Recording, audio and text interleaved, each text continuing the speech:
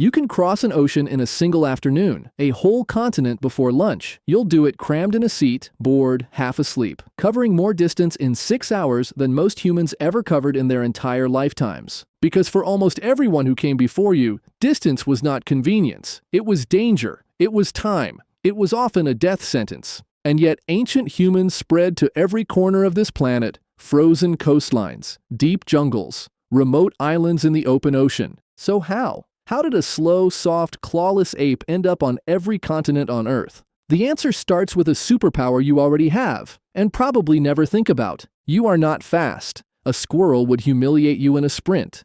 A dog, a deer, a rabbit, a cheetah, all of them can leave you behind instantly. But over distance, the story changes. Over enough miles, a human being can outlast almost any animal on Earth, even a horse. There are long-distance races where humans have beaten horses because we are terrible sprinters and extraordinary endurance machines. And it comes down to 3 strange features. We lost our fur, and our bodies are covered in sweat glands. That means we can cool ourselves while we're still moving. We have long tendons and arched feet that store and release energy with each step. And our breathing isn't locked to our stride, so we can keep going long after another animal has to stop. Think of it like this. A cheetah is a Ferrari with no radiator. Terrifying speed, brief glory, then overheating. You are the opposite. Slow, steady, built to keep moving when everything else has to quit. That's not just a theory, it's how some humans still hunt. In parts of southern Africa, the San have practiced endurance, hunting for generations. No bow, no trap. Just a chase. Not fast, but relentless. The prey sprints, stops to pant, sprints again, stops again. The human keeps coming. Hour after hour, the animal's body fails before the hunter's does. That tells you something important. We did not become the world's travelers because we were the strongest. We became them because we could keep going.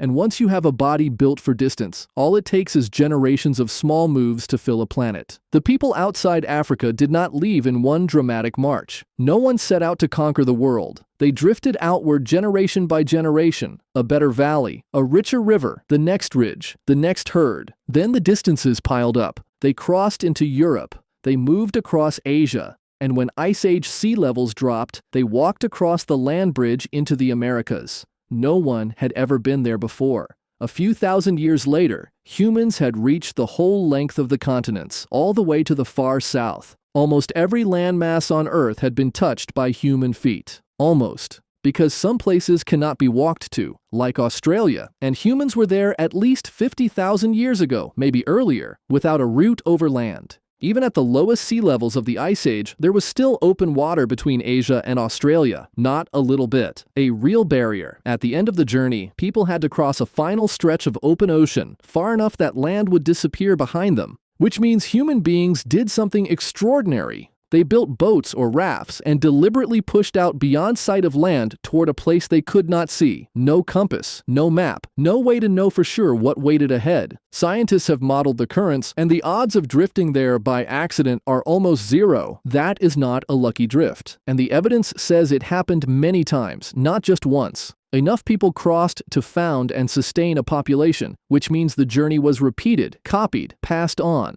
The first Australians were open ocean voyagers tens of thousands of years before the wheel existed. And humans kept getting better at crossing the impossible. Much later, people took on the Pacific, the largest empty space on Earth. No instruments, no metal navigation gear. Just memory, observation, and trust in patterns. They read the stars. They felt the ocean swells through the hull of a canoe. They watched seabirds head for home at dusk. They noticed the faint green glow of a cloud reflecting off an island hidden below the horizon. The ocean became a map they could read without seeing it. That is the real story of human travel. Not speed, not strength, a body that could last, and a mind that could aim at what it could not yet see. So the next time you're stuck in a cramped airplane seat, irritated by the delay, remember what distance used to mean. Remember that every person alive today is the last link in a chain of people who kept moving a little farther, paddled a little farther, and crossed one more horizon than their parents did. That restlessness you feel, the itch to go, to move, to find out what's over there, is not modern at all. It is ancient. It carried us out of Africa across every continent and over oceans no one had any business crossing. And it is still running inside you every time you look at the distance and wonder what's on the other side.